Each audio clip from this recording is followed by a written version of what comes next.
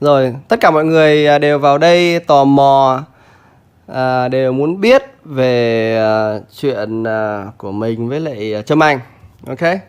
Thì hôm nay mình cũng sẽ thẳng thắn chia sẻ về tất cả những cái mà sao ta, liên quan đến chương trình này, và cả Trâm Anh nữa, và cả mình nữa. Ok, mình sẽ trả lời các câu hỏi mà liên quan. Các bạn cũng rất là tò mò. Đầu tiên thì mình muốn nói là mình rất là cảm ơn tất cả các bạn đã quan tâm, rồi chia sẻ rồi. Thật sự thì bản thân mình làm nghề là streamer, mình chưa bao giờ nghĩ là mình sẽ, mọi người sẽ share về mình, rồi mọi người sẽ tè le một me. Có lúc mà lên được top 1 ở trên Google Search trending tối ngày hôm qua trước giờ World Cup bóng lăn, rồi ở top 2, top 3 thì Google Search, rồi ở trên Facebook cũng share, các bet lớn cũng share, rồi trên YouTube cũng lên thịnh hành rồi này nọ. Mình nói thật các bạn là mình trước khi chương trình diễn ra mình không nghĩ nhiều đến những chuyện đó. Mình có thể thẳng thắn nói thật với các bạn, mình không nghĩ nhiều đến chuyện đó. Chắc các bạn nào mà biết từ mình từ trước đây, trước khi mà mình được share tè le, các bạn biết là tính mình rất là kiểu hảo xả, mình không có nghĩ nhiều về mấy cái đó mà mình nghĩ nhiều về những thứ khác.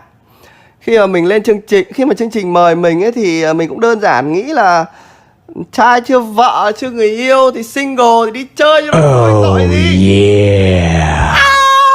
Nãy mới donate quay lại nãy mới đâu hết giúp quay lại thì áo ốc mặt cười. Chúc mừng A Dâu bé ba. Tập trung nói về cái chuyện nào. Ok, mình sẽ đi thẳng vào vấn đề cho các bạn đỡ phải chờ lâu. Mình cũng không muốn các bạn chờ lâu. Chúng ta đi thẳng vào vấn đề cho nhanh. Từng câu hỏi một và từng vấn đề một mà mình đọc được rất là nhiều comment, nhiều post, nhiều share, nhiều bài báo về mình. Mình sẽ thẳng thắn với các bạn. Đầu tiên, đấy là mình không có dự định vào showbiz hay là trở thành một cái gì đấy của showbiz nhờ chương trình này làm đòn bẩy, hay là nhờ Trâm Anh, hay là nhờ một cái gì cả. Mình vẫn là một streamer bình thường và muốn làm một người làm streamer, youtuber bình thường, đi làm, quay lại những daily vlog, đi lượn lờ, giới thiệu các địa điểm danh lam thắng cảnh, du lịch, chơi game, stream. Và mình, đấy là con đường mà mình đã chọn, chứ không phải trở thành một người nổi tiếng. Mình có thể cố gắng để trở thành một host, một MC. Nếu như sau này lỡ thất nghiệp không được làm một streamer nữa thì vẫn làm MC đám cưới hay là sự kiện này kia, kiếm tiền sống qua ngày. Đấy là con đường mình đã định. Mình không muốn trở thành một cái gì cả. Ok, đấy là điều đầu tiên. Ok, đây không phải là để mình có đọc được một vài comment nói là mình diễn để trở thành soái ca, rồi diễn này. Mình không phải soái ca, ok? Xin lỗi các bạn, mình không phải là soái ca và mình cũng không có ý định trở thành những người như thế. Mình đơn giản chỉ là mình thôi. Ok, đây là chiếc áo mình mặc hàng ngày.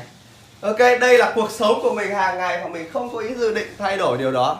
Ok, còn đương nhiên là lên truyền hình thì phải ăn mặc tử tế, đi sự kiện phải ăn mặc tử tế đúng chỗ phù hợp, chứ mình không muốn làm màu.